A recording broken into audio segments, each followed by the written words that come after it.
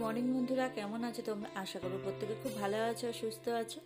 আমার আরও একটা নতুন ব্লগে তোমাদের সবাইকে জানাচ্ছি অনেক অনেক স্বাগত আর অনেক ভালোবাসা। আজকে রবিবার, সকাল 8টা কি 8:30 মতন বাজবে। এখন মেয়ের সাথে কথা বলছি, ও বারান্দায় বিছানায় বইটা নিয়ে বসেছে। আমি বারান্দাটা পরিষ্কার করে দিলাম, ওকে বললাম তুই ওখানে বই পড়, আমি ঘরের বিছানাটা পরিষ্কার করি।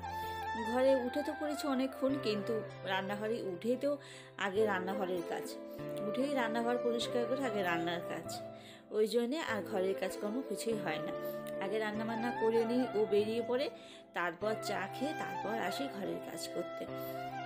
সকালবেলা ভাত ডিম আলু সিদ্ধ দিয়ে ঘি দিয়ে ওকে বেগুন ভেজে দিয়েছি, ও ভাত নিয়ে চলে গেছে।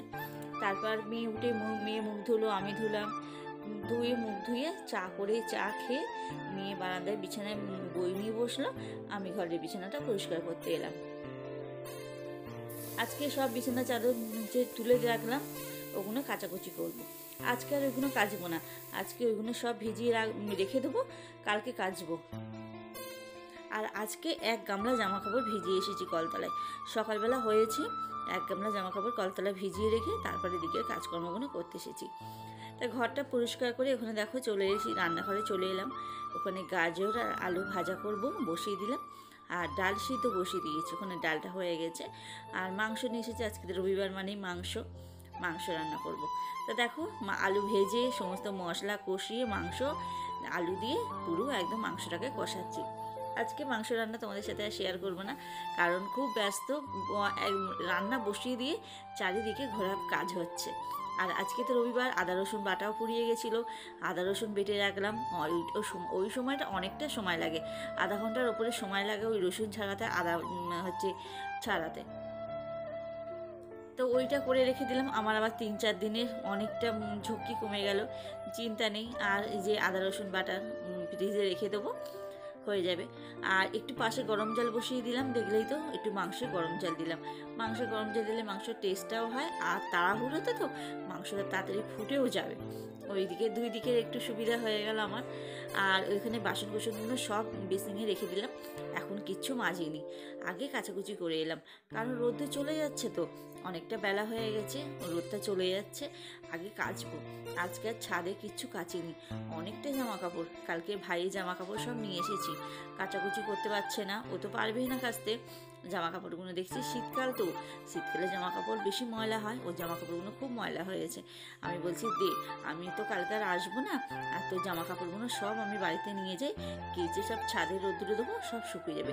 আর রোদ্দুরের তেজ দেখেছো, প্রচণ্ড কড়া রোদ্দুর, আজকে হেভি ভালো রোদ্দুর উঠেছে, সব এক রোদ্দুরে জামা কাপড় শুকিয়ে গেছে। তাও 3-4 বার সব এসে এসে উল্টে পাল্টে দিয়ে সব জামা কাপড়গুলো শুকিয়ে গেছে।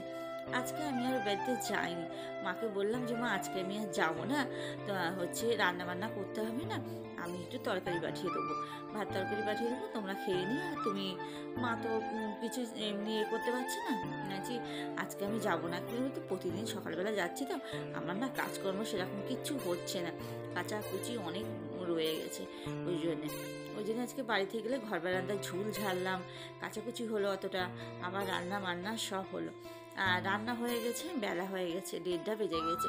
মেয়ে বললো মা খেতে দাও, ও চান করে পুজোটা দিয়ে দিল, আমি এখনও চান করিনি। তা আমি ঠিক আছে খেতে দিয়ে দিই, ওকে ও দাদুকে খেতে দিলাম, দিয়ে দেখছি বেলা হয়ে গেছে। আর আমিও সকাল থেকে কিচ্ছু খাওয়া হয়নি, তাড়াহুড়োতে সকাল থেকে প্রচুর কাজকর্ম করে না, সকাল থেকে খাওয়া হয়নি। আমি ভাবলাম ঠিক আছে পুজো তো দেওয়া হয়ে গেছে, তাহলে আমি খেয়ে নিয়ে তারপর কাজকর্মগুলো করবো। তা দেখো খাওয়া হয়ে গেল, তারপর এখানে দেখো বেসিনে কত বাসন জমেছে। সকাল থেকে তো বাসন মাজিনি, সকাল থেকে বলতে রান্না চা খাওয়ার বাসন থেকে বাসনটা জমছে, সেই বাসনগুলো সব একসাথে মনে করলাম মেজে নিই। খাওয়াটা হয়ে গেছে, পেটে জোর পেয়ে গেছি, এইবার আবার কাজকর্ম চলবে। তা আমি এখানে এই বাসন মেজেছি, বাসনগুলো সব মেজে উবুর করে রান্নাঘরটা পরিষ্কার করছি। গ্যাসটা আজকে তো মাংস রান্না করি, মাছ মাংস রান্না করলে তো গ্যাস প্রচণ্ড নোংরা হয়, গ্যাসের থাকে এইসব সাইডগুলোও প্রচণ্ড নোংরা হয়। তা একটু সাবান দিয়ে না মাজলে হয় না, একটু সাবান দিয়ে কসব্যাগ দিয়ে একটু মেজেছে, দেখেছে এগুলো চকচক করছে, একটু শুকনো ন্যাকড়া দিয়ে একটু মুছে নিলাম, না হলে আবার দাগ হয়ে যাবে। তো এই শুকনো ন্যাকড়া দিয়ে একদম মুছে একটা ন্যাকড়া চাপা দিয়ে রান্নাঘরটা পরিষ্কার করে তারপর বেরিয়ে এলাম। আবার ছাদে চলে এসেছি। কতবার যে ছাদে উঠছি তার ঠিক নেই।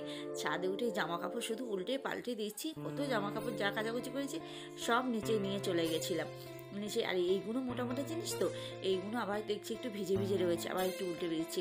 আমি ওইদিকে খাওয়া দাওয়া করছি যতক্ষণ, যেই টাইমটায় এই জামা কাপড়গুলো তো এইদিকে দিয়েছিলাম। আবার আমার বড় যা ছাদে উঠেছিল, ও আবার সব এই জামা প্যান্টগুলো সব ওই সাইডে দিয়ে দিল। এদিকে রোদ চলে গেছে, ঘুরিয়ে ওইদিকে আবার ও দিয়ে গেল। আমাদের এগুলো সব হয়, আমাদের মধ্যে ওইসব কিছু নেই যে এই জিনিসে হাত দেবো না, ওর জিনিসে হাত দেবো না, সেই সব কিছু নেই। ও যখন ছাদে আসে আমার জিনিসগুলো এখন ছামা পড়ে যায়, উল্টে পাল্টে সোয়েটারগুলো দেয়, একটু ঘুরিয়ে ঘুরিয়ে দেয়।